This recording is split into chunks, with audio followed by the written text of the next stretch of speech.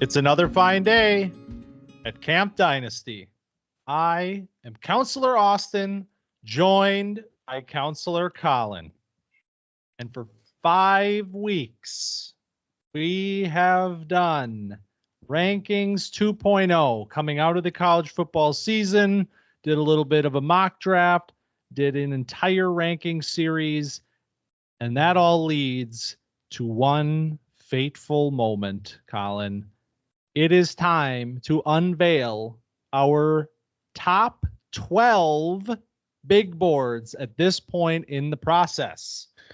Yeah, we are going into, after all the film study, after the deep dives, we're going into our real top 12 big boards solidified. And these will be the big boards up until basically the draft.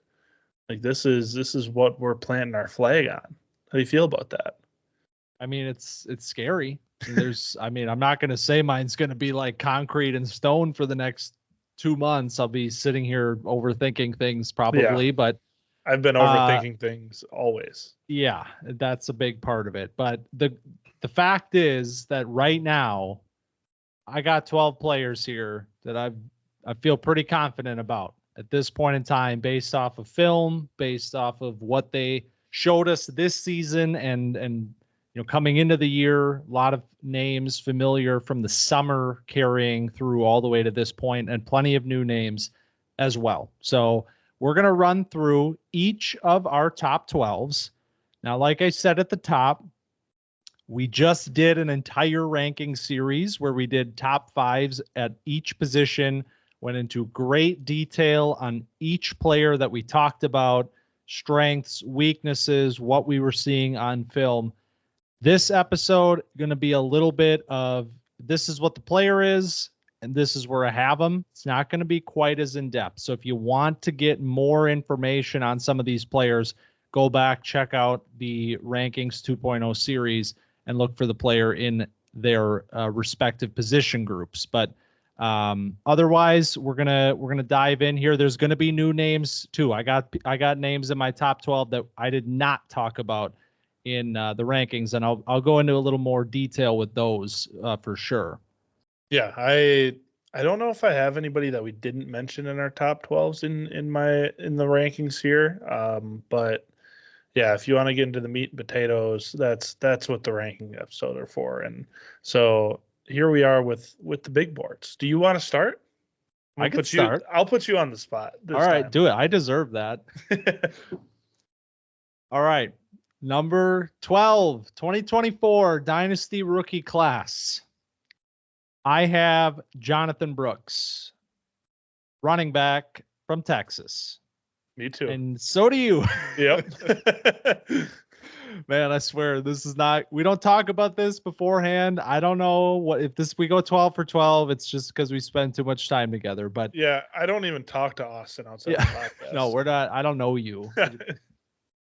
But Jonathon Brooks. All right. So since we did running backs 2.0 rankings, TreVeyon Henderson has taken his name out of the class. And spoiler, this is my RB2 right now. This comes in here, number 12, ends up as my RB2 in this class, Jonathon Brooks.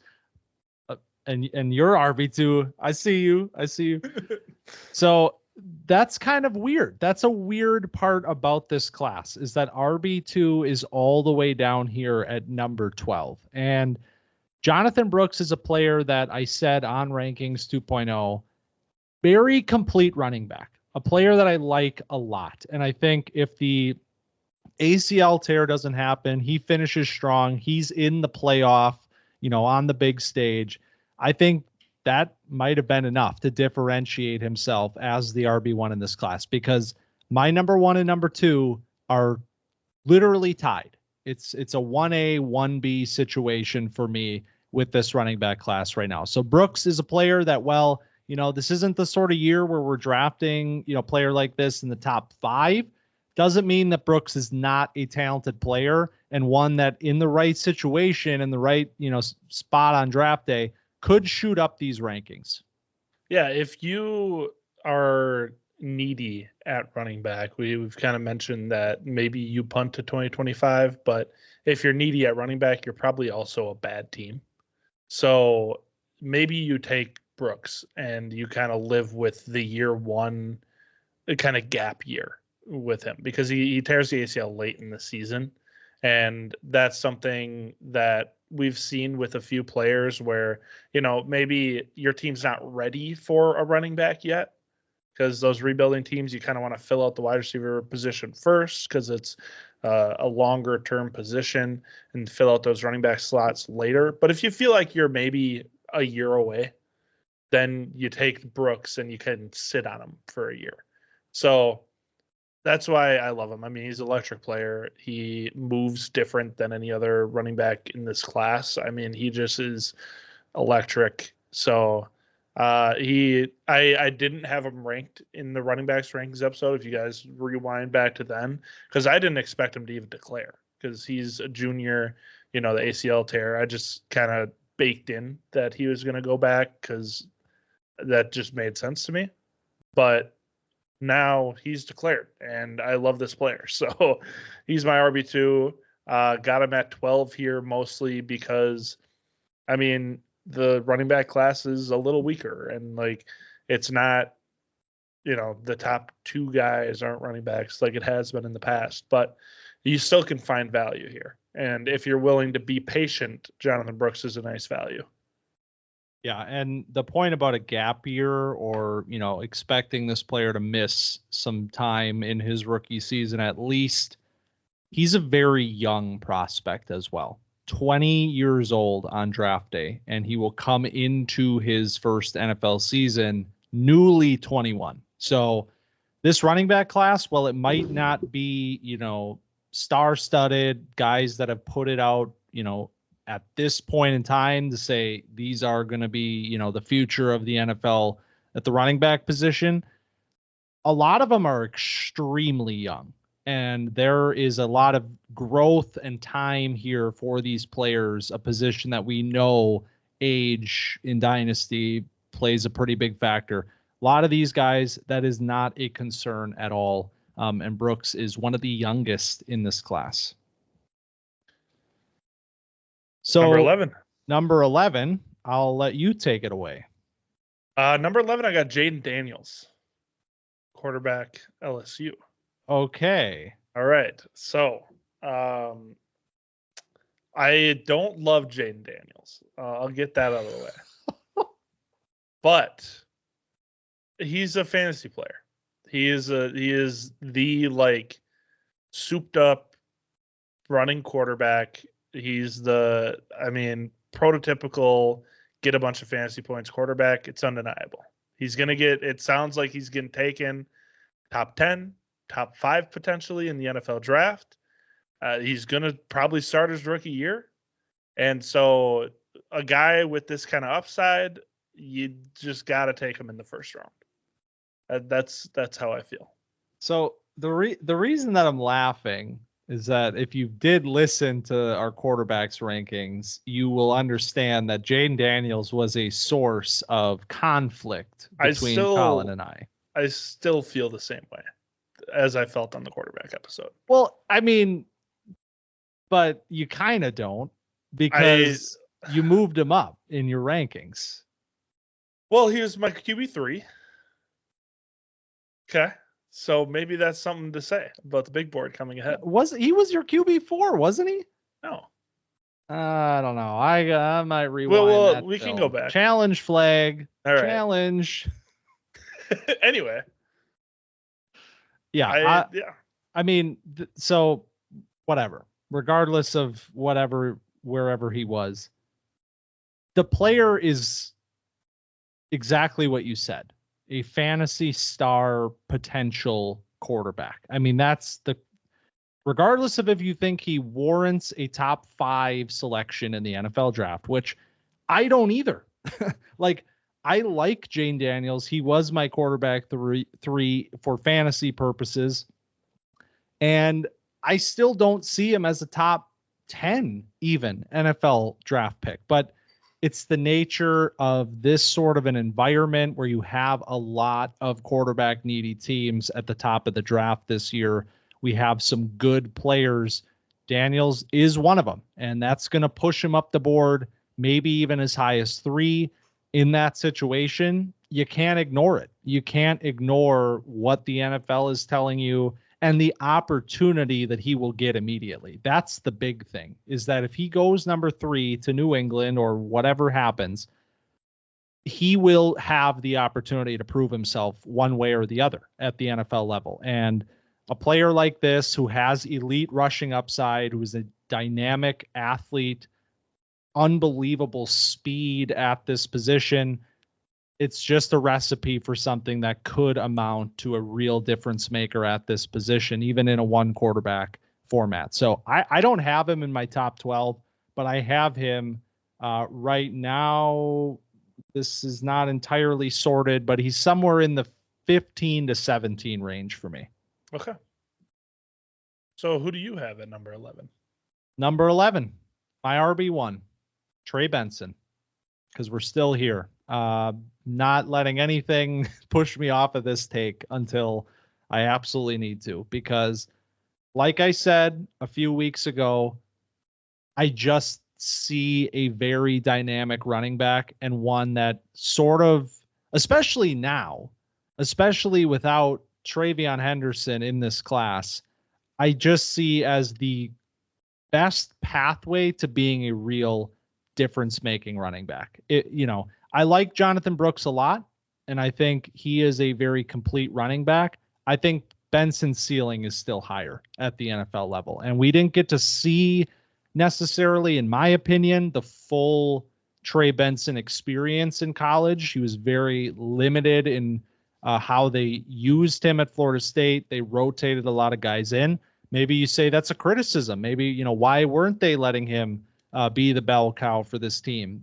That's fair. But when he's on the field, you see what he can do as a back that can force missed tackles at a very high rate, can run through contact, regressed in both of those areas a little bit this year, but not enough to scare me away.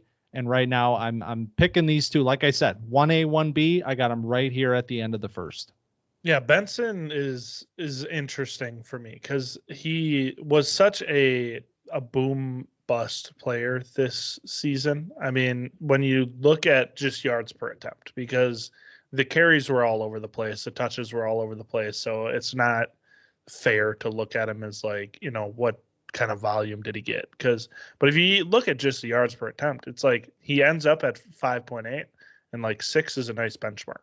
But you look at like the game to game, and he has 3.9, 8.8, 3.2, 3.6, 18.2, and 5, 2, 5, 8. So it's like very inconsistent. And I mean, you kind of see that is like there's a little bit of that inconsistency. There's a little bit of that like I can do more, and I'm going to try to do more. And with my less touches, I feel like I need to do more potentially. So I wish he would have gotten more touches. I wish we could have seen the full Trey Benson experience this year. We didn't, which is, partially why he's outside of my top 12. The kind of swinging for the fences a little too often is still where I sit on him. So that also leaves him out of my top 12. But again, if you're drafting late, you're in the second round, there are going to be running backs available for you. And Trey Benson's definitely someone to, pick up and see what happens, because he's very talented. He, is one of the best tackle breakers in this class. When you look at the 2022 film and some of the 2023 film, that shows up still. So I think that he has a ton of talent, and it'll be interesting to see if he gets the opportunity at the next level, because he didn't get that opportunity this year at Florida State. Yeah, a lot of the questions that we have about this running back class will be answered in some format on NFL draft weekend. That will tell us a lot. And, a guy like Benson, I think, might surprise people with going a little bit higher than you think he might, but that's just my opinion. Yeah. Your number 11 was Jayden Daniels. Yep. Mine was Trey Benson. Your number 10 was Drake Maye. Back to back. Quarterback run. Yep. So Drake Maye is, I mean, it's a similar conversation as I had with Jayden Daniels, where he's a guy that's going to get opportunity right away. He's probably going to get handed the keys to a franchise. He's going to be the number 2 pick, likely, probably going to be a commander. So is that a good thing? I mean, I don't think it's a bad thing. You look at, they have a decent structure in place where you walk in to Terry McLaurin, Jahan Dotson. We've seen rookies walk into worse. I mean, the O-line needs help. The coaching staff is obviously in flux right now, but Bieniemy is still there. So if he's a commander, I feel pretty solid about that because he's got weapons at least. And then there's rushing upside with Maye. He's got a cannon arm. Can throw it through a keyhole. He can run, and he runs people over, and he wants to run, and he's a good goal line quarterback. I mean, he does the similar, like, Josh Allen-ish things around the goal line where he kind of gives up regard for his own body to get into the end zone, which can be good, can be bad. We saw with Anthony Richardson why that can be bad. But you look at, the Josh Allen side of it, where it's QB1 a couple years in a row and, top 2 dynasty quarterback. So there's a wide range of outcomes with Drake Maye, but I feel very good about him. Yeah, I love Drake Maye. He's my number 9 player, so I got him right one spot ahead of where we are right now. But it's a weird time when you can look at the Commanders and say, I don't hate this situation. Like, new head coach coming in. Seems like there's a lot of energy. It's going to be a job that is sort of coveted, I think, because of the potential that Drake Maye is bringing to this franchise. And like you said, Eric Bieniemy still in town. So we have a good infrastructure, hopefully, on the coaching side for this player. And then, like you said, few names at receiver already that were, have been a little bit untapped, I think. A guy like Jahan Dotson this year, people sit around saying, what is going on here? I mean, that's what's going to happen when Sam Howell is your quarterback. So let's get Drake Maye in there, get a boost for Dotson. McLaurin will continue operating as the number 1. And, you have a solid running game. Brian Robinson and Antonio Gibson, I don't know contracts. I don't know what's going on there, but you have a good foundation offensively around this player, I think. And his talent is the sort that can already, directly impact a team like the Commanders, one that feels like for so long has been searching for the guy at quarterback. I think Drake Maye is that guy, no matter what. And it just helps right now that there is a little bit of positivity in that, within that organization to really bring it all together. Yep. And then they also have 2 second-round picks, 2 third-round picks, so they can definitely build a little bit of a unit around Drake Maye if they, play things right, which we know the Commanders will do. Yeah, totally. History backs us up on that. Yeah. Oh, man. All right. Drake Maye, like I said, my number 9, which means that my number 10 is A.D. Mitchell. Ooh, nice. I'm assuming you have him lower. I do. So this came up at the tail end of our wide receivers episode, I believe, when you mentioned that you liked Worthy more than Mitchell, which was a little bit of a surprise based on what we thought we were going to find when we dove into the tape. And at that point in time, I hadn't really gotten into either one of them. So I've been busy with the wide receivers, and there's a lot more that I need to watch, but I've watched a lot of them already. A.D. Mitchell surprised me a lot. And I think the big thing here is upside. He is what he showed this year in his first real opportunity at a full workload. Remember, coming over from Georgia, dealt with some injuries last year before, first year, kind of just getting his feet wet. This was his first opportunity to show what he really had. And in this high-powered Texas offense, well, why was it high-powered? It's because you had the speed of A.D. Mitchell and Xavier Worthy. I mean, Xavier, both of these players made Quinn Ewers, I think, look a lot better than he is. I'll tell you that.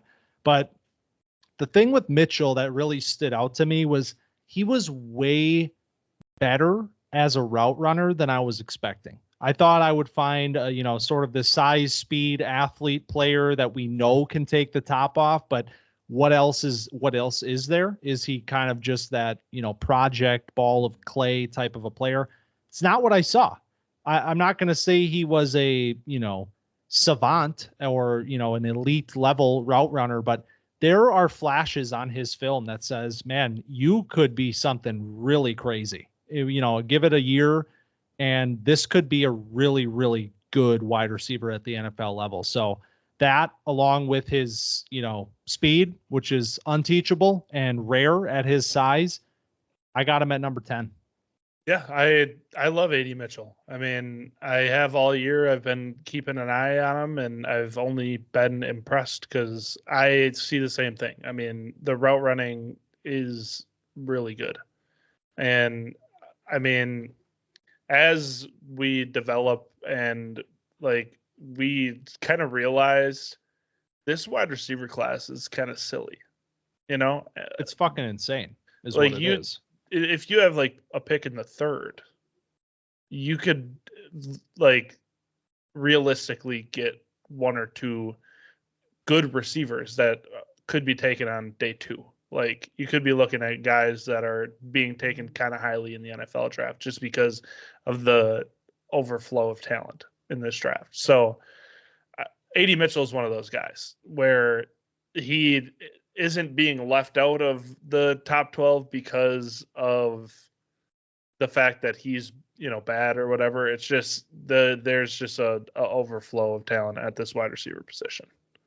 That's something I do want to talk about later with a different player. But I think one thing to remember is that rankings are only rankings in the sense that we're stacking players based on their talent and where we would personally select them. In no way, shape, or form is it if you missed my top 12, well, you're all right. Yeah. This is the sort of class where I'm 14 wide receivers deep at this point. I have a lot of every single player that I've watched has a day 2 or higher grade for me. So right. It's that level of a wide receiver group. It's a little bit of pick your flavor. It's a little bit of, how comfortable are you projecting in some cases. And A.D. Mitchell sort of sits at the crux of that, where there is some projection involved, but there's a lot more there than just, I hope you develop into a real wide receiver. He's a real wide receiver already. There's just areas of his game that can certainly develop over time. And it's another really young player too. So 100%. All right. So number 9 for me was Drake Maye, and your number 9, we do not know yet. Well, let me break it to you. It's my RB1. Braelon Allen. Boom. So, rest in peace, Devin Deal. We'll say that. That was a short-lived RB1 run. He went back to Kansas. So, he'll be in the loaded 2025 running back class. But, I mean, Braelon Allen is still – I feel like he's being a little bit discounted because his name has been in the zeitgeist for 3 years as this hyper-talented, super young, Prince to be promised kind of running back. And he underperformed in the 2023 season. And if you want to go through the reasons I think he underperformed, like you can go back to the running back episode. I think it has a lot to do with his usage and the scheme that Wisconsin ran this year. Why I feel strongly that Braelon Allen will succeed at the next level is because of the direction that the NFL is going in terms of scheme. I think this Shanahan type of offense has completely taken over. I mean, it is monkey see, monkey do league. And if something works, every team is going to find a way to do it. And you see that with all of the Shanahan assistants going under center, single back, 12 personnel, motion, whatever. Braelon Allen needs to start going downhill. That's what I notice, is that if he's starting at a standstill in the gun, offset, he just doesn't get the same momentum. And you see him dancing more. You see him getting slow starts. He never really gets up to full speed. When he's in the pistol, in the single back, he's a completely different running back. And I just feel that if he goes to a team that has a scheme, which is not an uncommon scheme, he can thrive. So I got him here, and I feel really good about Braelon Allen. Yeah, I actually really liked what you said on the running backs episode about the usage and maybe explaining why, in my opinion, and it seems like kind of a consensus opinion, the 2023 film was his worst in college football. And I think for a player that, obviously we know how young he is. That's the big thing here. But I think that is an important part of this, because you have a player that you've seen with a full workload for 3 years, and suddenly something changed. Did he suddenly become a worse player? Probably not. There's probably factors that influenced what happened this year. So I actually want to go back and watch more 2022 film from Braelon Allen and try to make sure that I'm not just overthinking it or missing something here with a player that coming into the year was my RB2 and right now sits at my RB4. So I don't have him in my top 12, obviously. My two running backs there at the bottom, but he's in the middle of the second round right now.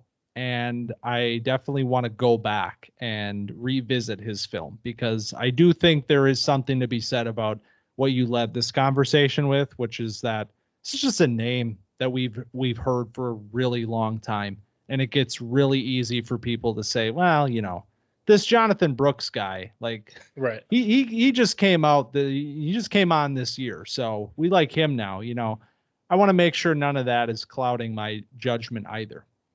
Yep. And happy birthday, Braelon Allen. Hey, this past Saturday. Just turned 20. Oh, now he's old. Damn it. Yep. He's not a teenager anymore. So that's another thing that adds into this conversation, is he's the youngest running back in the draft. And that's been the thing where it's like, he'll be the 2023 running back 1, no matter what. Like, he's talented, and he was 17 as a freshman. It's like, what's happening? He's the best running back in football, blah, blah, blah. And then you get to the actual draft year and you're kind of over it, Yeah.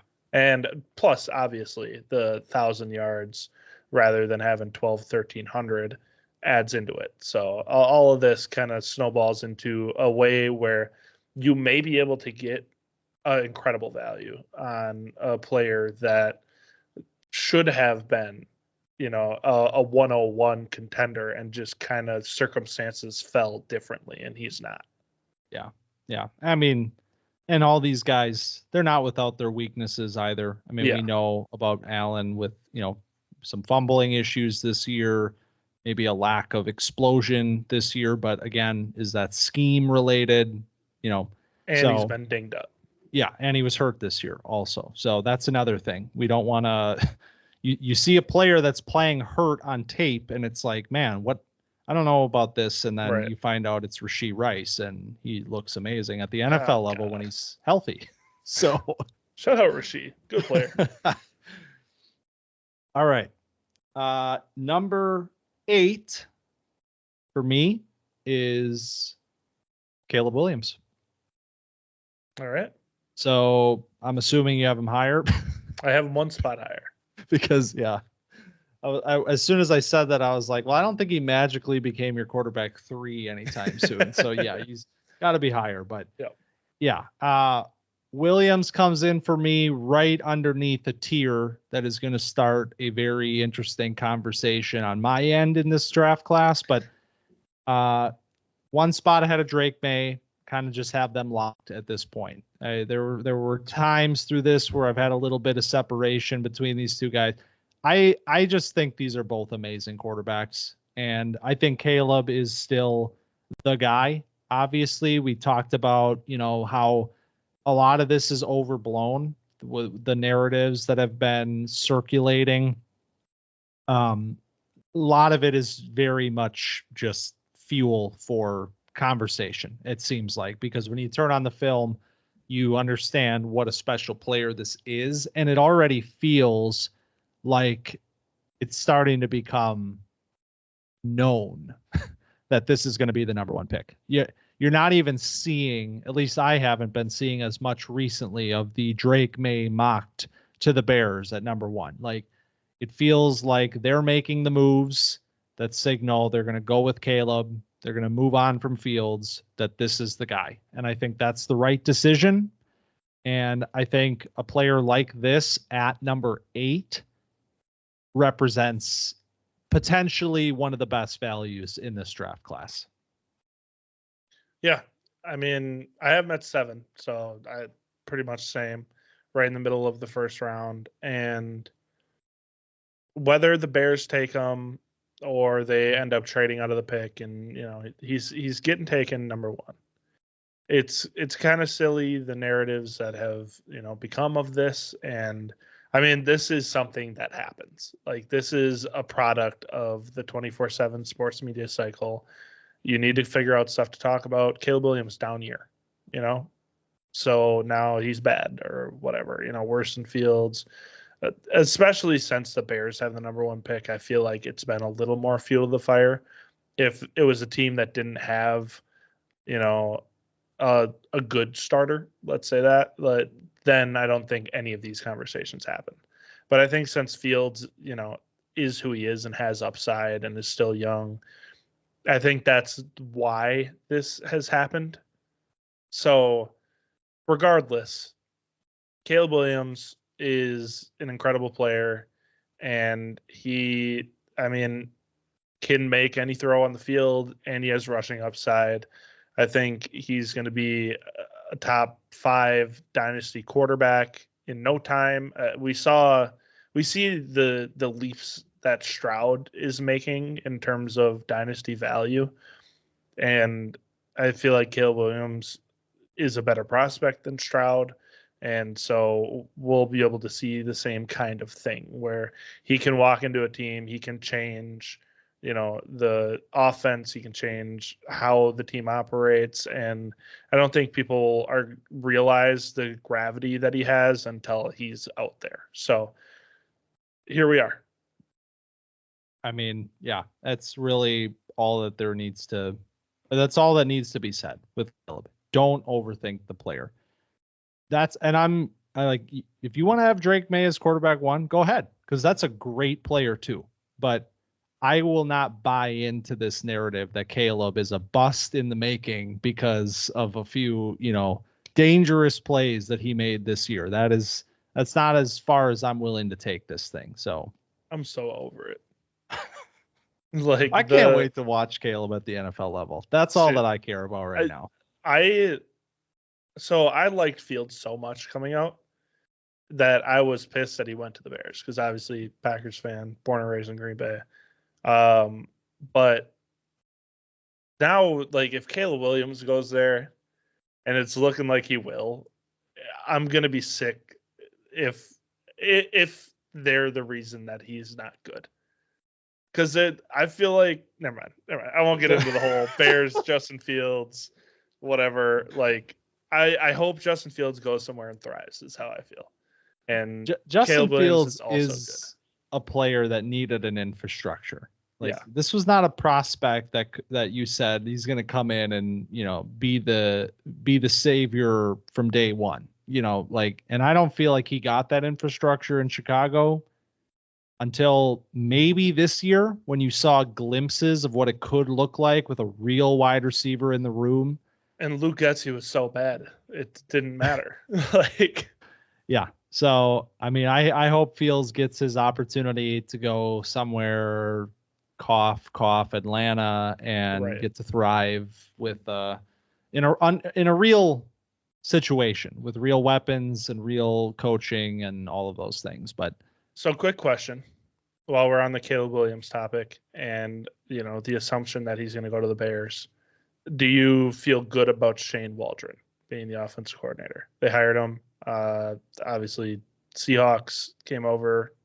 How do you feel about that? I feel good I like that hire quite a bit. I think it's a step in the right direction. I mean, we've seen what Seattle has done the last couple of years with Geno Smith and sort of overperforming a team that you didn't exactly expect to be competitive, but showed you some things on offense that maybe you thought were, a team performing above the sum of its parts. And I think when you have a talent like Caleb at the helm, that just opens the door for so much more.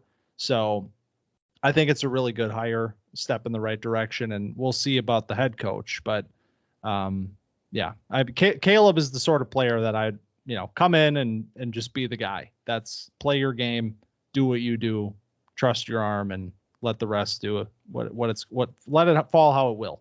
Yep. Okay. So you're up. Yes. I have a number 8 pick to make. Number 8. Yes. Yes. So I'm picking Brian Thomas Jr. out of LSU. I mean, I've kind of developed feelings for this player as we've gotten further along, like I started out and I was like, okay, Brian Thomas, kind of, Malik Nabers, merchant, whatever. But you watch him more and it's like, God, this guy is just traitsy. Like he is so athletic. He can make contested catches. He can run away from guys. He's huge, strong hands, fine route running. I mean, it's not exceptional. It's nothing unbelievable. So maybe a little bit of caution there, but I just have started to like this player more and more. And I don't know if he can be a 1 on a team, but I feel like he can be, one of those number 2 receivers that's like, I wonder, a team should trade for him to make him their number 1. Like there's that set of guys, the T. Higgins, the Devontae Smith, the Jalen Waddles, those high-end number 2 receivers that everybody's always like, I wonder what they would do on their own team. I feel like that's the kind of role that Brian Thomas will fill. He'll just be like the second wide receiver on a team. He'll be really good. And then, every couple of years when his contract's coming near, they'll be like, someone should pay him and make him their number 1 receiver. So I just really like how he looked all year. I mean, complete breakout year in his junior year at LSU. 1,177 yards, 17 touchdowns, taking the top off the defense regularly. He never had a season over 370 yards total before that. So his first 2 years, he had 359, 361. So, I mean, I am interested to see what he looks like as an NFL player, but I just liked what I saw. Yeah. This tier of wide receivers is driving me crazy. Like, I mean, I don't know how you have it structured here, but I'm assuming we're maybe on a similar wavelength, but 5, 6, and 7 for me are all wide receivers. And Brian Thomas Jr. is at the top of that list for me right now. Okay. He is my number 5 player in this class, but it is truly a tier. Like, these are 3 wide receivers that honestly I feel kind of exactly what you just said about every single one of them. I'm like, I think these are really, really good number twos, like great number twos. Can they be number ones? Maybe, but each of them sort of has a role or a pocket that they fill. None of them are exactly complete, but all of them are really, really good at what they do. And Brian Thomas Jr. kind of fits in here at number 5 because I think he does two things really, really well. And that is obviously his athleticism and his ability to stretch the field vertically at this size. The speed is just stupid. I mean, it's just ridiculous. I've watched more Brian Thomas Jr. I'm like, I got to figure this group out. It's just shocking to see him work down the field. And like you said, it's not exactly polished route running. Like, he's just really fast and corners can't keep up with him. So I like that, obviously. And then something that I didn't see immediately when watching him, but what showed up after I went back the second time, was his ability in contested situations and at the catch point. It's a very physical player and a guy that, strong hands, can get up and pull the ball down in the red zone. I mean, 17 touchdowns this year. A lot of them were posts and flies. Some of them were, I'm going to throw it up and let you bring it down. And I think those two factors make a base, a foundation for a player that can have a lot of success at the NFL level. If he develops his route running, if he adds a little bit more to his repertoire in terms of route variety and his footwork and his releases, if he can sharpen those areas and just really bring this thing home, I think he has potential to be a star, a real star at the position. And so right now I have him on top of this tier of guys. We'll talk about the other two shortly, I'm sure, but number 5 in this class for me right now. Yeah, I feel similarly about this little tier. I have Thomas at the end of the tier while I'm at the top of the tier, so we're a little flip-flopped. But I mean, what I think would take him from where he is now to like a little half level up is like if he shows that he can work the sidelines and like corner the end zone with NFL like sideline catches, because you see like those fade routes and stuff like that where he's catching it over his shoulder and he's getting the 1 foot down and like touchdown in college. But I want to see you drag that other foot. The 1 foot stuff always drives me nuts. Yeah. Because I'm like, I mean, this isn't really a catch, but I got to give it to you because it's great. I mean, this shows up with other players like further down the list too. And it's like, man, what do I do with this? You know, exactly. Like I just give them the benefit of the doubt usually. Like, yeah, just learn to, you'll figure it out. Get that second. That's what a wide receiver coach is for. Yeah. And I don't understand why college hasn't adopted the 2 foot thing anyway, but that's besides the point. Yeah. All right. Well, let's keep moving through this tier because I believe I'm up. Is that correct? Up at number 7, I think.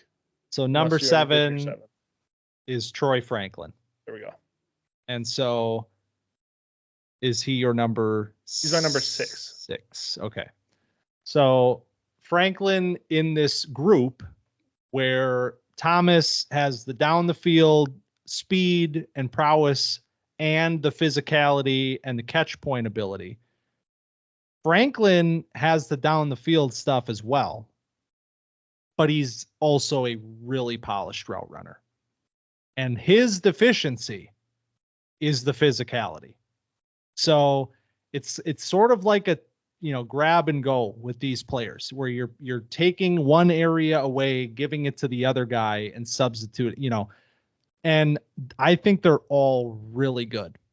And Troy Franklin just comes in at the bottom for me because I would like to see a player of this size not necessarily, he's comes in a little short of 190 right now, where Thomas is coming in at 205. So we got a lot of weight on him. So obviously that's going to show up. But I would like to see Franklin be a little bit more physical, because I see a player that does get overwhelmed at the catch point at times. Through contact, has a tendency to, miss balls if he has defenders coming down on him. Now, that said, it's not happening a lot because he's wide open a lot. And that is the part where I think you value a little bit more than I do, where I'm going to say, okay, Brian, we're going to try to polish you up as a separator.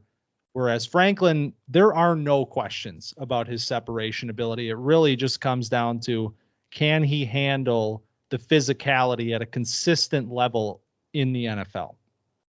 Yeah, that is the biggest question. But I mean, so the reason I have Thomas at the bottom of the tier is because I feel like he's, a guy that, always the bridesmaid, never the bride. I feel like Troy Franklin and then the other guys in this wide receiver tier could be wide receiver ones.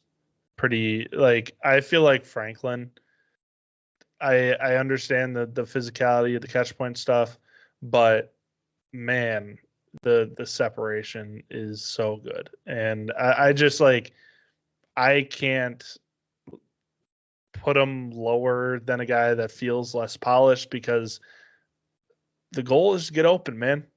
That's how I feel.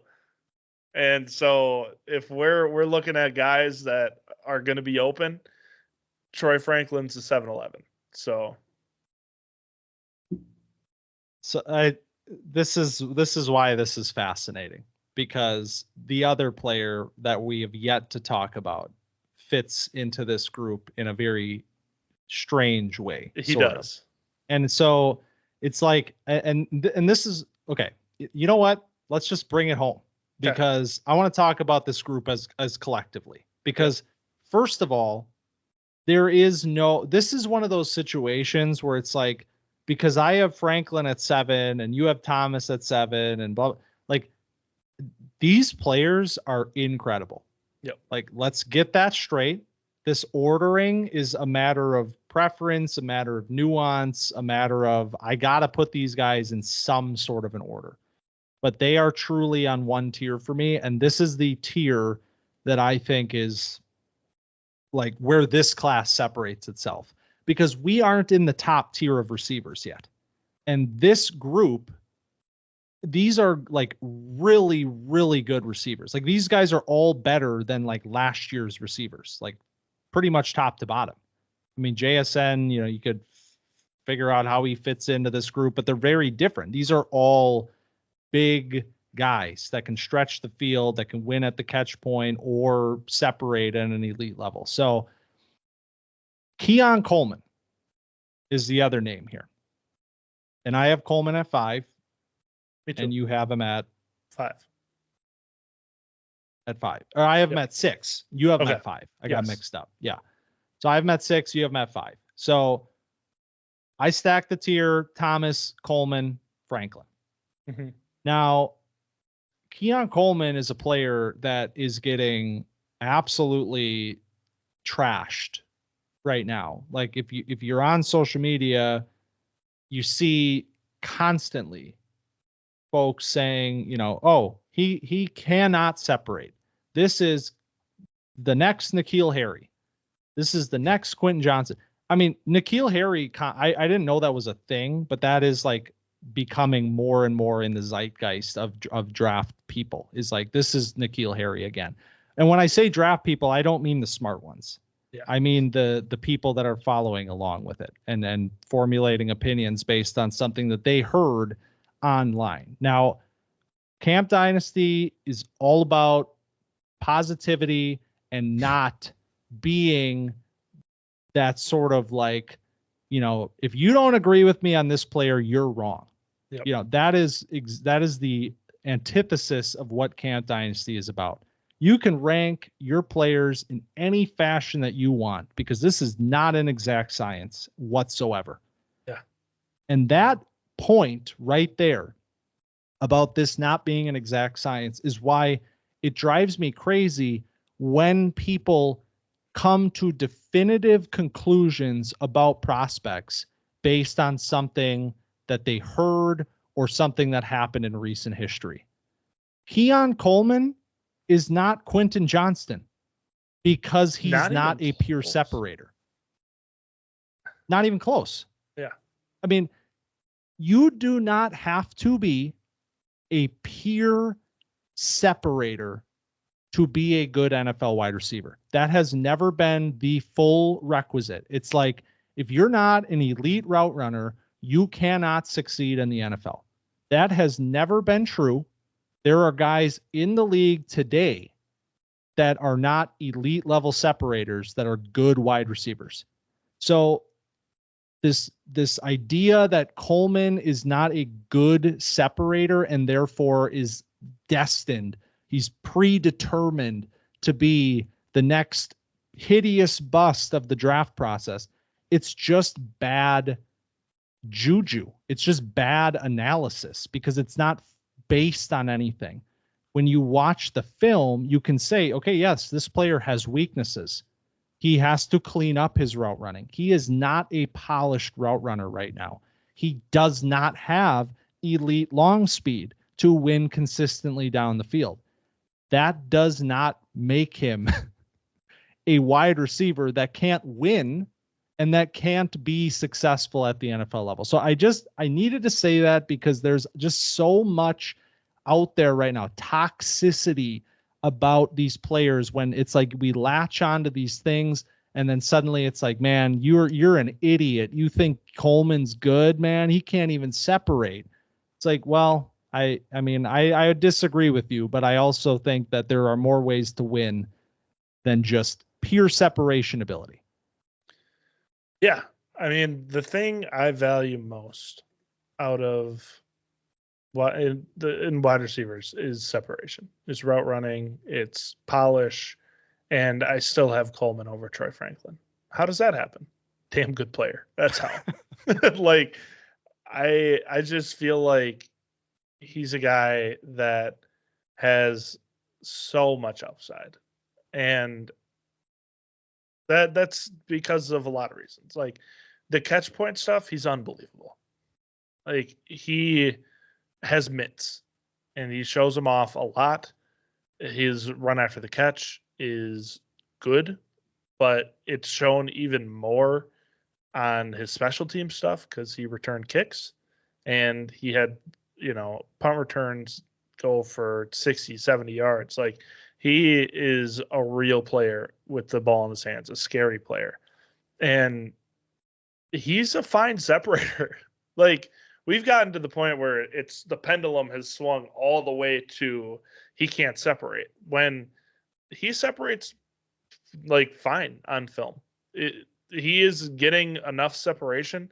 And then when he's not, he's still catching the ball because he's so good at contested catches. And he's like one of, if not the best athlete out of any of these wide receivers. Like he's a dual sport guy. He played basketball at Michigan State, like not very well and not very long, but he did. I watched it. It was, it was a little underwhelming, but I mean, it's just, he's a impressive player. He's an impressive athlete. He's a good receiver. I think we need to like get that out of the way.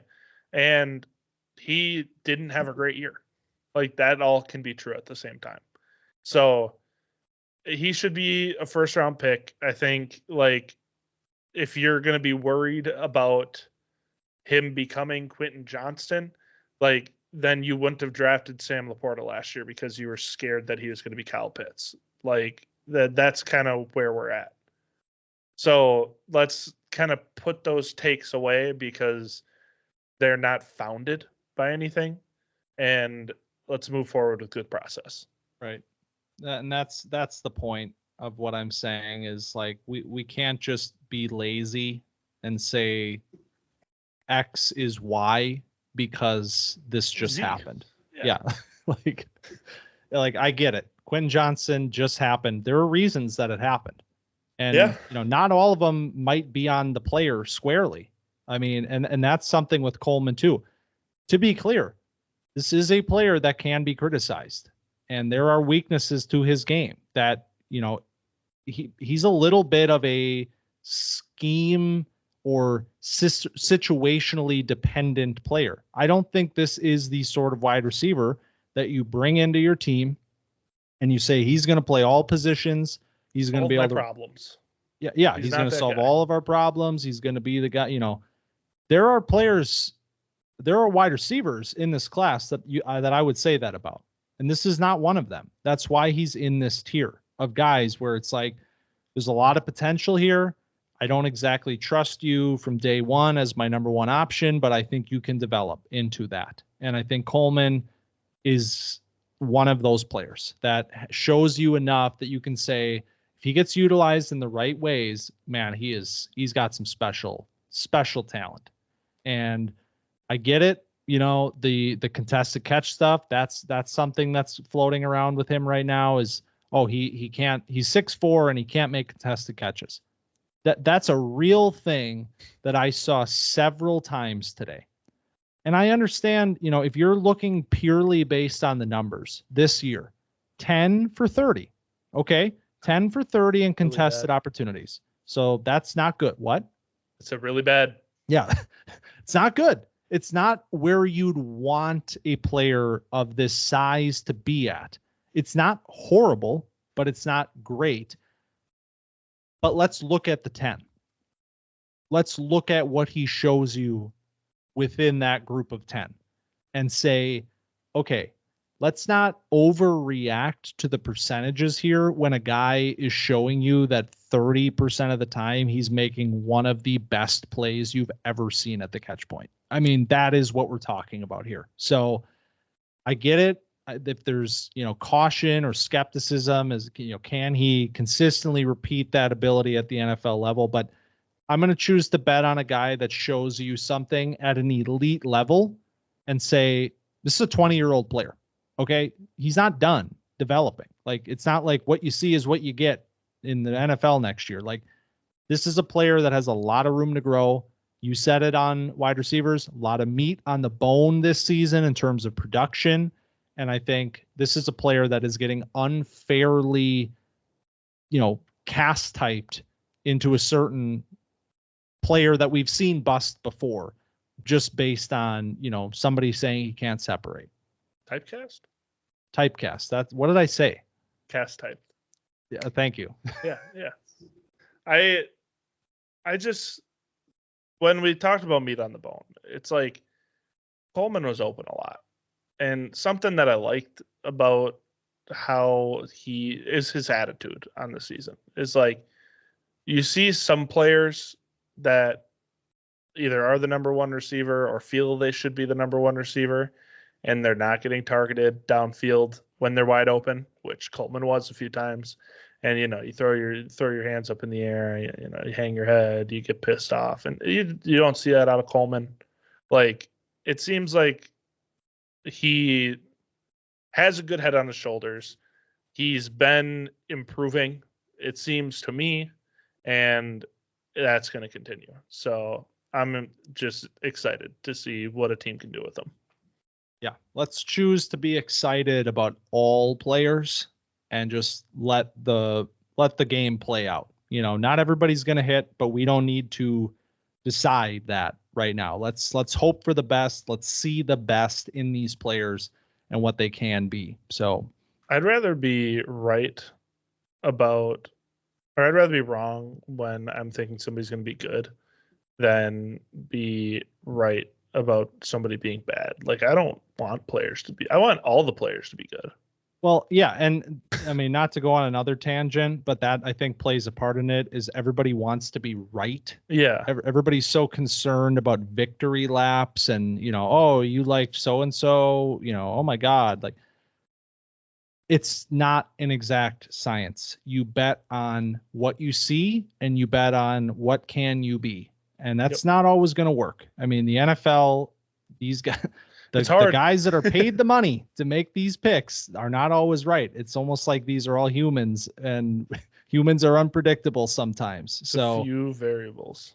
We need to get out of victory lap culture, and we need to just get back to let's be positive. Let's see the best in these players and hope for the best before we have any reason not to.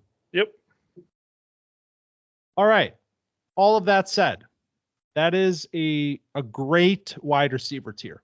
Yep. I have very, very high grades on all of those players. And those were my wide receivers 4, 5, and 6. Yeah. Those are guys that all should be first round picks, and we still haven't gotten to the top tier. Yes. So we got 4 spots left. And let's start with number 4. I'll turn it over to you because I've been doing a lot of talking. Who's number 4? Number 4 is Brock Bowers.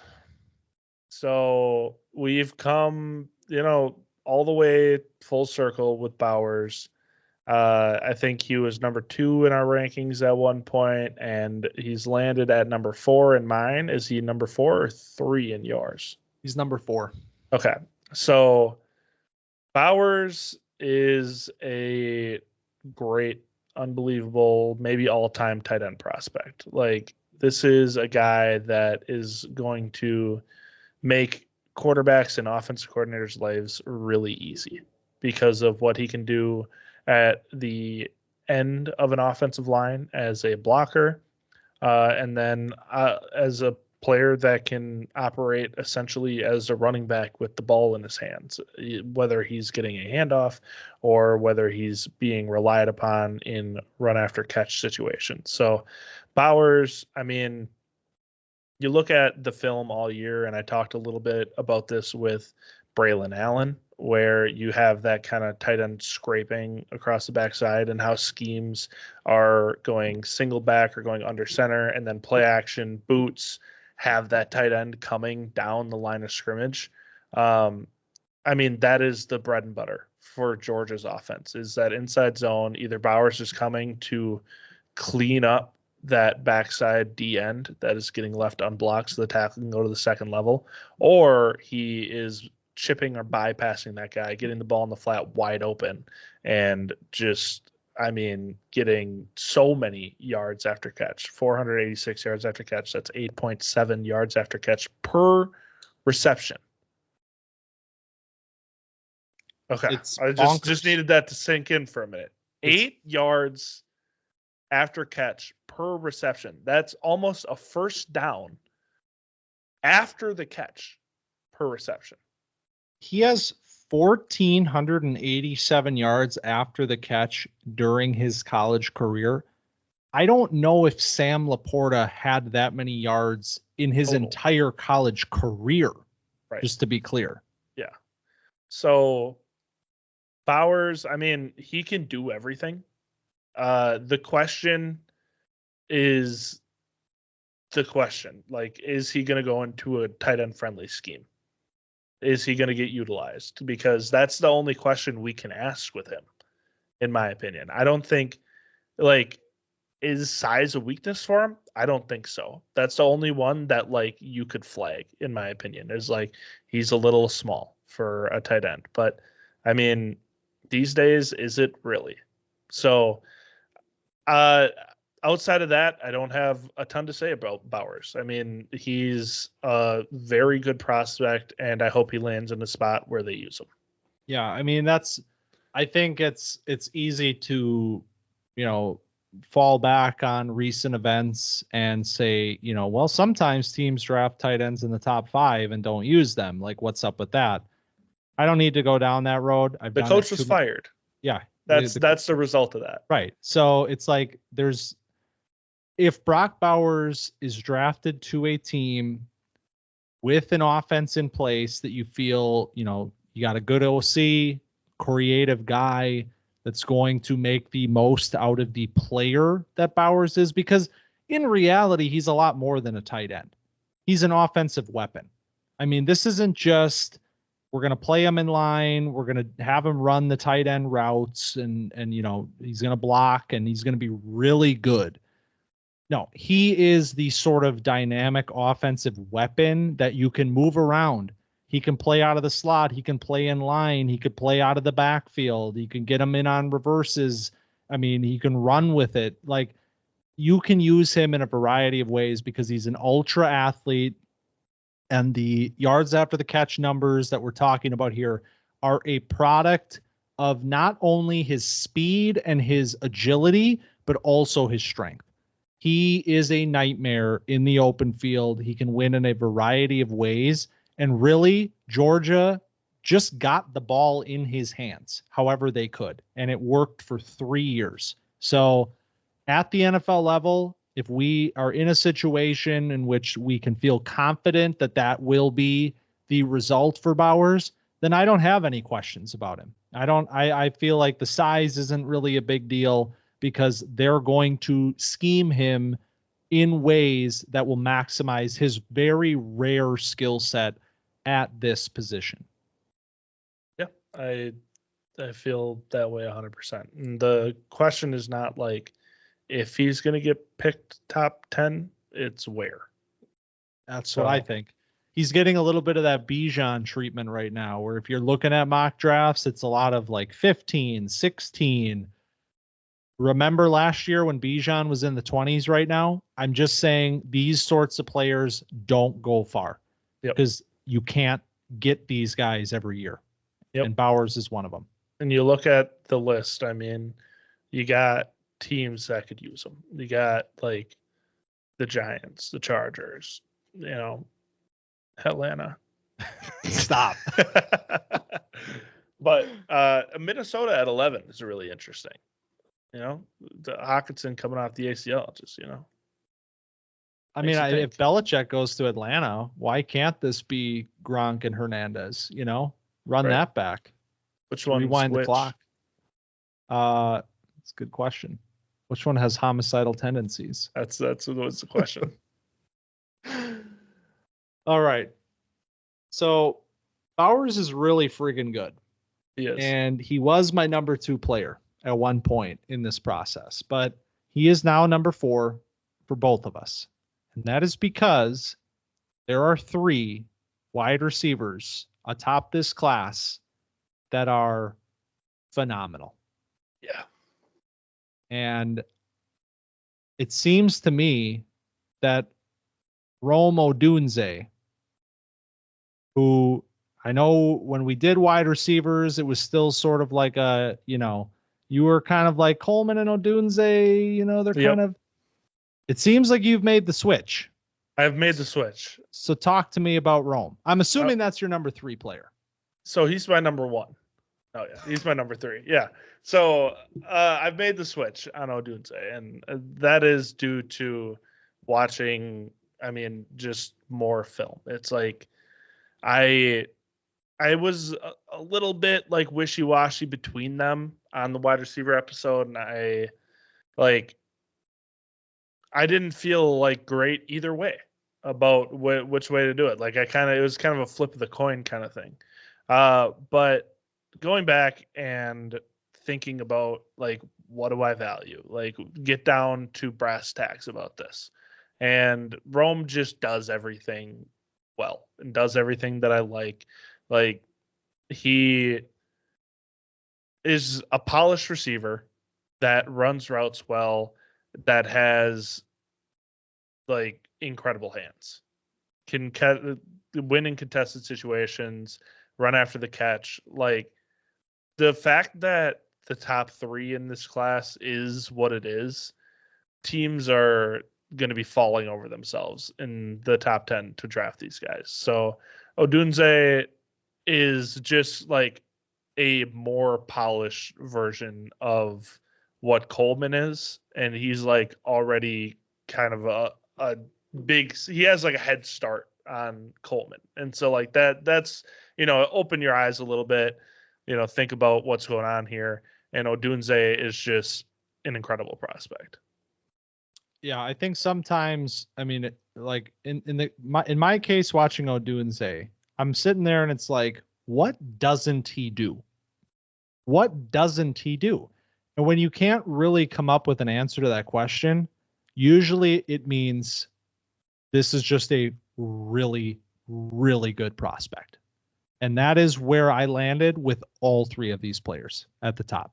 These are three wide receivers in which you can't really point to major weaknesses in their games. These are three players that play this position at an extremely high level. And Odunze really embodied development this year. This was a player that could have came into the draft last year. He could have entered his name into the draft last year in a weaker wide receiver group. He could have been one of the top names at that point in time based on his 2022 film.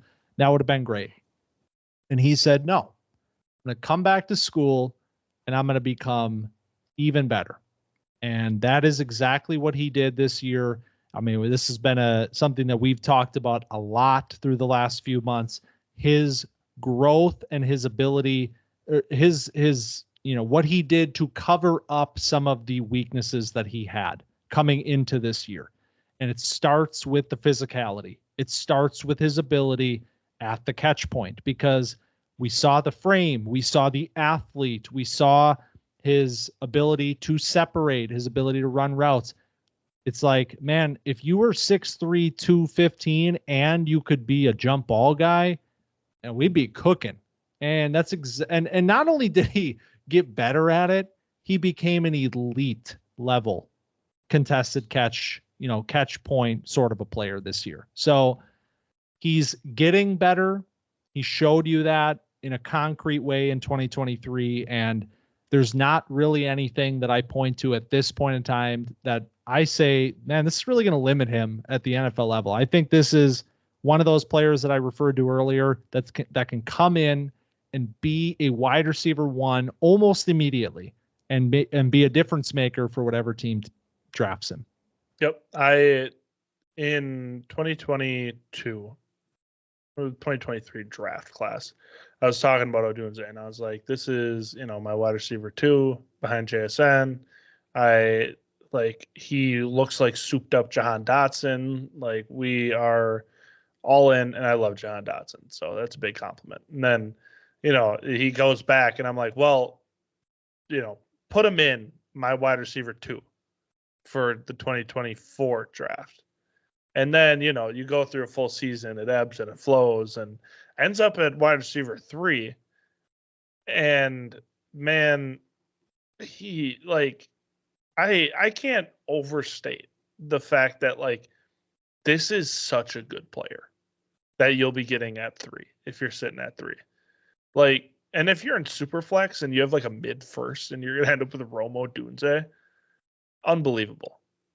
So, I mean, he's going to command a ton of attention in a wide receiver room. He's going to end up going somewhere that's not bad. If he's going top 10, he's been mocked in a lot of these drafts, and he ends up in Chicago, Tennessee, and he's in Chicago, he'd be the number 2 effectively with DJ Moore, which would be great as long as they can. I mean, Caleb and Odunze, that'd be great. You look at Tennessee and he'd walk in, be the wide receiver 1. That's a little bit more of a question mark because you assume DeAndre Hopkins leaves, and then you get Will Levis and whatever goes on there with their new coaching system. That would be my least favorite, landing spot. But then you also got the Giants and the Chargers, which would also be great. So, I mean, there's a lot of questions yet with landing spot and all that, but I think those are the only questions I have. So let me put this, because we're getting closer now, and these conversations are going to start happening more and more. The Chargers feel like a really ripe spot for one of these guys because of Herbert and needing that next guy, because we don't think that's Quentin. And honestly, Quentin might just benefit from being a more role specific sort of player in that offense. If one of Nabers or Odunze goes to the Chargers, would that automatically make that player your number 2 in this class? Wow. I mean, I guess it depends where the other one goes. Yeah. Like, but if they, because let's just say this for argument's sake. Let's just say one of them goes to the Giants, one of them goes to the Chargers. Are they close enough for you that the landing spot's going to flip it? Man. No. I'm gonna keep Nabers at 2 in that situation. I mean, almost any situation. The one spot that feels rotten is Tennessee for me. And that would be enough to flip it. I feel like the Giants, there's something there. Chargers are the best spot in the top 10 for a wide receiver. Maybe Arizona. I think Arizona is actually the best spot. But I feel like that's also a conversation we can talk about later. Yeah. All right. So that's a little bit of a teaser to the conversations we will be having in a few months' time, but we're still pretty far away from that. Number 2, Malik Nabers. Yep. I mean, I have these players pretty close, Nabers and Odunze, in terms of overall ranking. But I think I agree with you. It would take something very dramatic for me to not take Nabers at number 2 in this class, because I just think Nabers has, and Odunze, I mean, you could say a lot of this about him as well, but I think Nabers' nuance and athleticism as a route runner is just so different and elite that I have almost no questions that he will come in and be a star level receiver, like sooner rather than later. Yeah. Like this is the sort of player that I think develops into, by year 2, we're starting to have that conversation about what is he in Dynasty? What number is he? Because I think his game is very high floor, and I think the ceiling is wide receiver 1. I like that. Because I agree. I mean, I can't tell you like how close Marvin and Nabers are for me. They are like, it's Marvin at 1, and it always has been. But the more you watch Malik Nabers, the better it gets. Like it's like a great movie. Like, you watch it, and the more you rewatch it, the more little things pop out, and it's like, oh my God, I can't believe I missed that the first time. And like, you can just, watch it 100 times and it never gets old. So, I mean, the speed is unreal.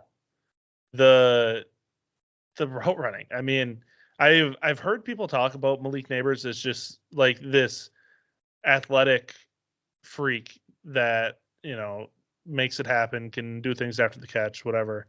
And like, they fail to mention the thing that I think he's best at. And like, the route running is just riddled with veteran nuance. Like, the things he does with his hips, with his head, with his hands, like the releases are all high level. And then like, you get the corner to take one wrong step and it's over. And then he can play all 3 wide receiver positions. Like, this is going to be a guy that changes the trajectory of an offense.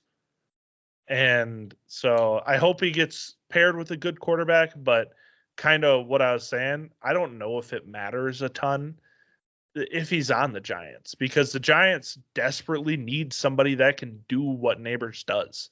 Needs a guy that can separate. Like, their leading receiver this year is Darius Slayton. Like, they need Malik Nabers. They need a Malik Nabers kind of guy. So regardless of where he ends up, like I said, that Tennessee might be the like rotten landing spot. I'd still love Nabers there. And that's kind of the test is like, you look at all these teams and you're like, would going here make me feel worse about him? And I don't think there's a single team where you can look at it, you could say, well, if Nabers ended up there, it wouldn't be great. Like he would end up as the number one wide receiver on all but like 7 teams. So that's how I feel about Nabers. Yeah, I think, and it's a lot of what you said. I think the conversation about Marvin, which is one that we're going to have in a second ourselves, but I think a lot of the conversation there is, veteran like nuance as a route runner, son of a Hall of Famer. He grew up around it. He understands the position already. He's doing it at a high level in college. Walks into any team, makes a difference. I mean, people are saying draft him at 3 over a quarterback. That's how much of an impact he can make on a team. I think a lot of that can be said about Nabers. I really do. Like I don't, and like you said, and like I said a few weeks ago, Marvin is number 1, and there's not really, I don't really have any like hesitation about that. But I also think that there is still this idea that because Marvin is who Marvin is, the next guy is just like a really good player. And I think in a normal circumstance, we're having this sort of conversation about Nabers instead of Marvin, if that player doesn't exist. So when you have 2 guys like that at the top of a class, it makes for a very interesting situation because one of them is always going to be number 2. So Nabers has that working against him on the narrative side. But I agree with you in terms of what are we getting at the NFL level. I think this is that sort of player that he's going to come into a room and he will just be the guy who will make, like, he's not going to get to 9. At least I don't think he will. That's where Tennessee is, right? Tennessee's 7. 7. Yeah. I don't think he's getting a 7. But if he did, I'd be like, man, yeah. I mean, DeAndre Hopkins just had a 1,000-yard season in Tennessee this year. And it's like, I understand this is one of the best wide receivers of our generation. But when we talk about Nabers in this way, that's what we're expecting him to become. So I think we saw Hopkins make Levis's life a little bit easier. I think Nabers can come in and do that for Levis, for Daniel Jones, for any of these guys in the top 10. And if he goes to the Chargers, let's just call them San Diego, RIP, never forget. If he goes there, man, it's going to get crazy. The hype is going to get insane. Yeah. I mean, is he Dynasty wide receiver 9 already? He might be. He might be. I'm looking at the list right now, and I'm like, hey, I'd take him over Chris Olave. I think I called Marvin wide receiver 8 conservatively before this season. Well, he's at least 6. So yeah, Marvin. But anyway, we'll have those conversations. That? We got a lot of conversations to have over the next few months. But yes, let's talk about the man himself. Let's do it. Marvin Harrison Jr. I mean, it says something that the conversation that we just had, in which I'm trying to reinforce Malik Nabers as this, team altering, elite level NFL wide receiver talent at 20 years old. It says something that this player is ahead of him. So what does that say about what kind of player Marvin projects to be? I mean, I don't say this lightly. I mean this like with all the gravity that it's supposed to have. He's a flawless player. Like, I cannot name something that he will not be able to do at the next level. Like, literally name something that a wide receiver should be good at, and Marvin is good at that.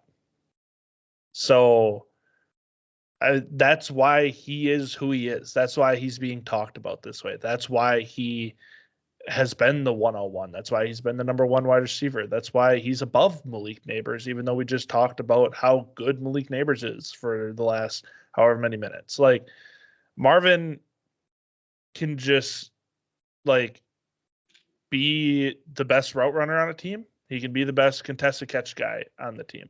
He can run after the catch as well as almost anybody. Like, he can make a bad quarterback look pretty good. And then he can make a good quarterback look incredible.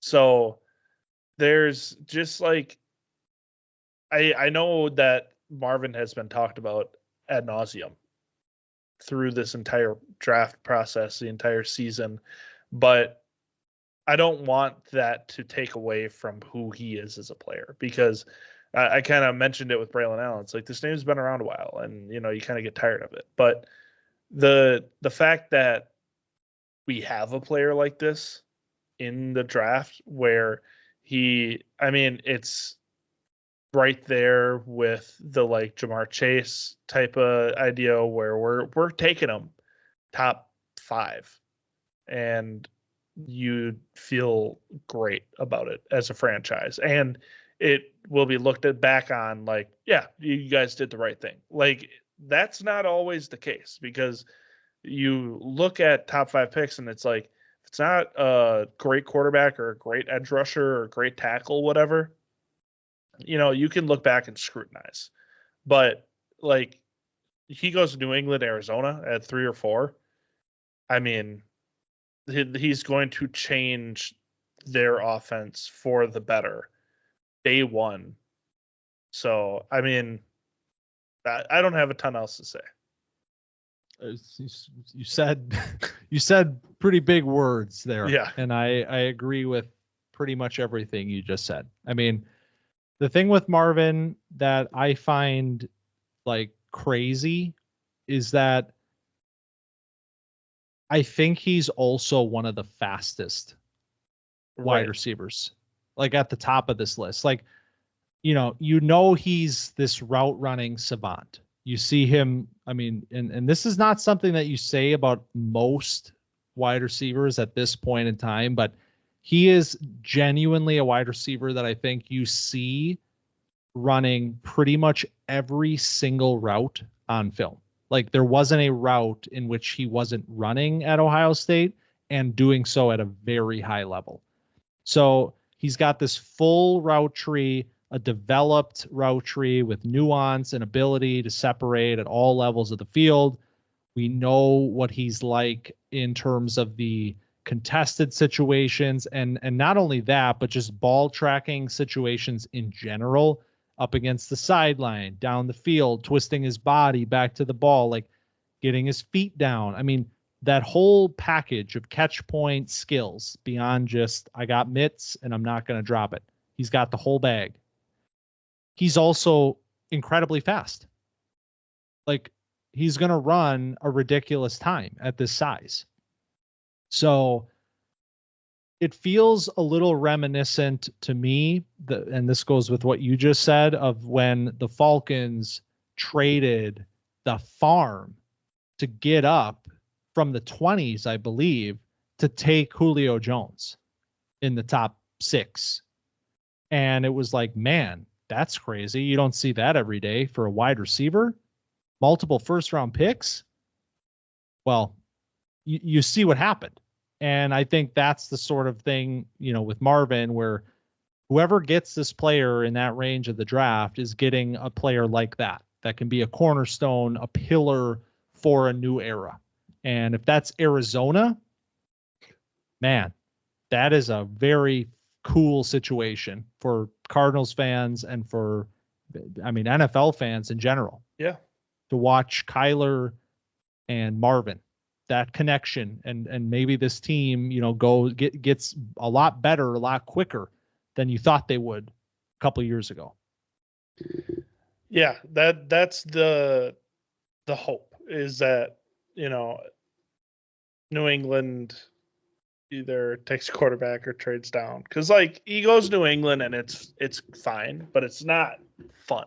It's not as fun like thinking about him catching passes from some veteran free agent, Bailey Zappi, like Mac Jones, who knows? So that is the one where it's like he'll be fine and he should still be the number one pick in dynasty drafts. And but there's less intrigue and less fun and less projection that you're like, yeah, no, this is going to be electric. If he goes to Arizona or somebody trades up into that number 3 pick, that's when you can start to think like, all right, here we go. This Arizona team is going to be a blast to watch next year, just because like not only the Kyler to Marvin, but also all the guys that get bumped down because of Marvin and have more opportunities, like Michael Wilson, Trey McBride, and Rondale and Dortch and whatever. Like they all they have less pressure on them to be, the number 1 wide receiver, like Michael Wilson. Like he'd be a great number 2. And Marvin would allow that, and he'd be actually like the number 3 because McBride would be the number 2. He's broken out. Like that's the type of conversations you get to have, because like you draft your number 1 wide receiver, the number 1 wide receiver, like the guy. So, and like I think he's a better prospect than Chase was, and like he's so good. So like crazy. Here we are. Yep, absolutely crazy. So. That's it, man. That's it. That's 12. I mean, it's no surprise because, and I think we being in the weeds and being so intimately familiar with this group for months and months and months, like I think if you're coming in right now and you're saying, like what's this class got to offer? Like I know Marvin, I know some of these other guys, but like what else is going on here? I think this is one of the sorts of classes where I sort of stop and then take a couple steps back and I say, man, this is a special group. This is a special group. Like it does not have the running back talent, but it has wide receivers 4 days, including these franchise altering elite level prospects at the top, as well as its depth. And also these quarterbacks. We have these 2 amazing, might even throw the G word out for one of them. Like you got these guys and you got some other interesting names beyond those 2. And then you got this difference making, once in a few years, I guess at this point in time, but usually not, sort of tight end prospect as well. So as long as running back is not your top priority right now, like it's every other position group is really like special, the top end, and in some cases even more than that. So this is a really, really good group. This 2024 class is going to be one that I think we're going to look back on and say, man, this changed a lot. I'm happy that we're here for this. That's kind of how I feel. Like you mentioned, you take a step back and you look big picture, and it's this 2024 class is something when it comes to the wide receivers and the quarterbacks. So, I mean, now we transition into looking at all of the Senior Bowl and then the Combine and then all of the stuff leading up to the true draft season, post NFL season. Like we're getting late into the playoffs. Obviously, divisional round just finished up. We're getting into the championship game. So we're going like this is the beginning of real draft season. All but 4 draft positions are set. So we're in the weeds now. Yeah, fully. I mean, Senior Bowl, that's coming up next week. That's where we're headed next week in terms of what we're talking about next week, which is crazy. We're talking Senior Bowl for the next couple weeks and then getting into team fits and, comps and NFL draft stuff. I mean, that is the road from here. So it's very exciting. It's exciting that we're, getting a little bit more like real draft season. We got the Jeremiah mocks coming out. We got the Brugler mocks coming out. I mean, this is what it's all about right now. And let's enjoy this one. That's part of, why I get on a soapbox. Let's stop making the draft into a, I'm right, or, I want to be the first one to say this. Like, let's just enjoy this because it's a really, really special time and a really special group of players. I can't believe we got a year of CJ Stroud and Marvin Harrison Jr. It's insane. Yeah. Thinking back now. Yeah. Like looking at what CJ Stroud did and then man. Yeah. What a player. Ugh.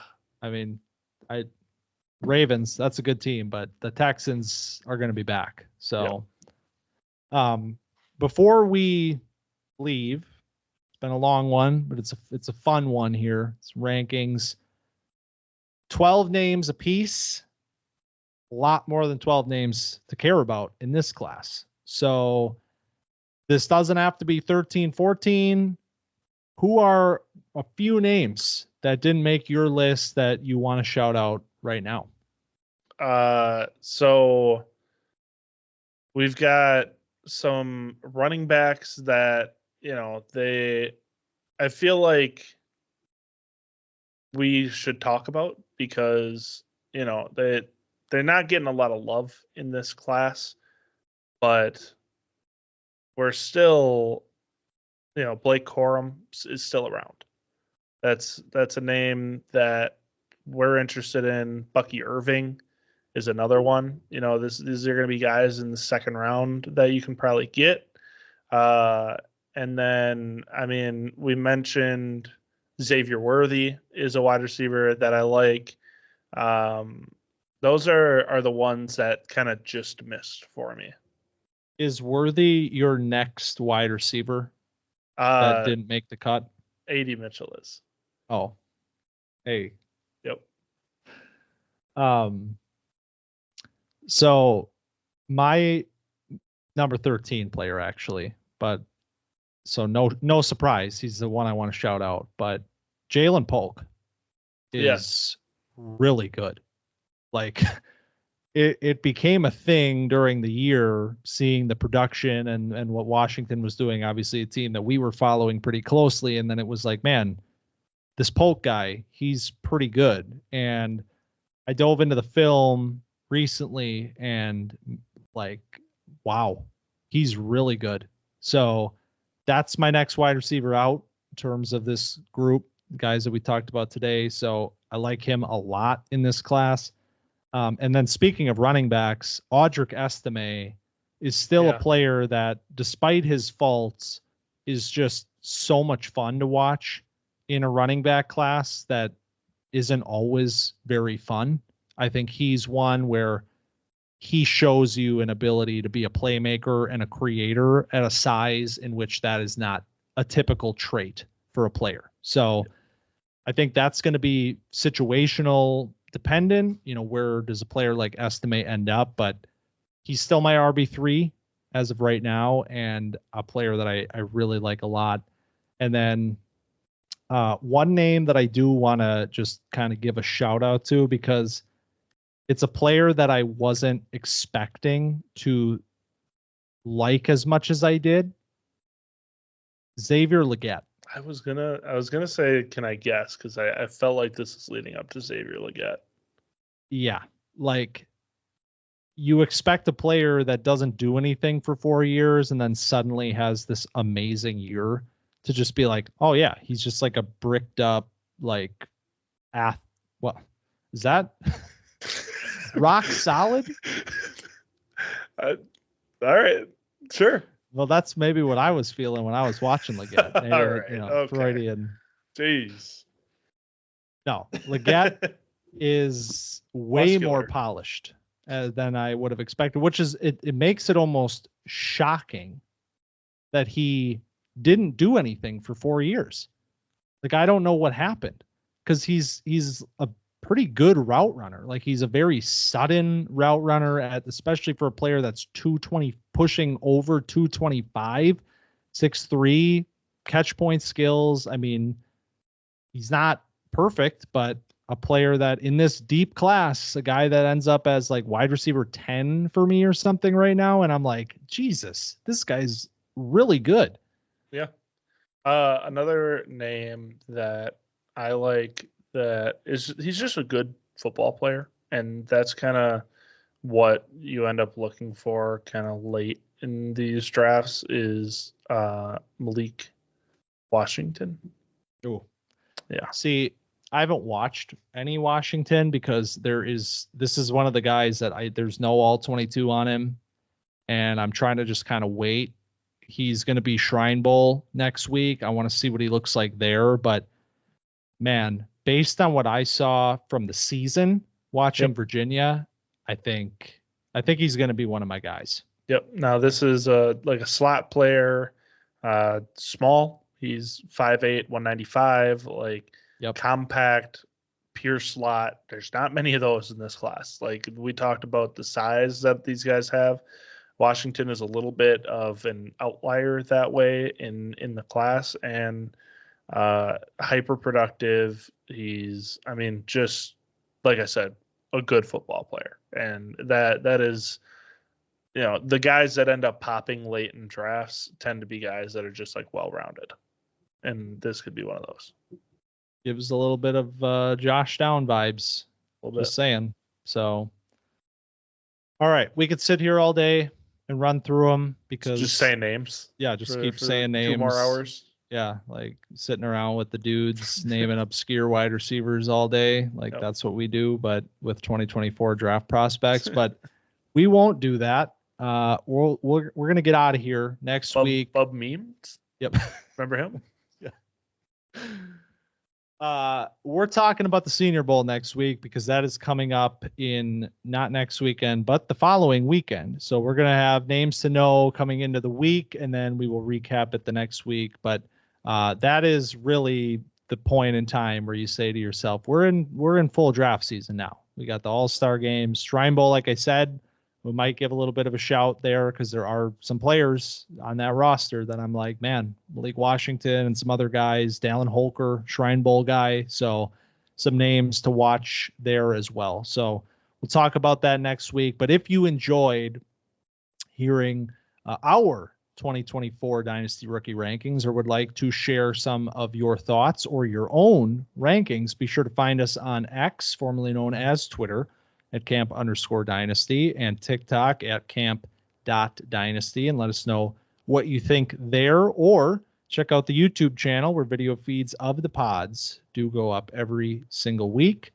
And if you enjoyed this week's episode, be sure to like, rate, review, subscribe, follow, and share the pod feed. We very much appreciate that. Well, you can make it a folder on your desktop. Should do that. Just put it on your floppy disk. You not have a desktop?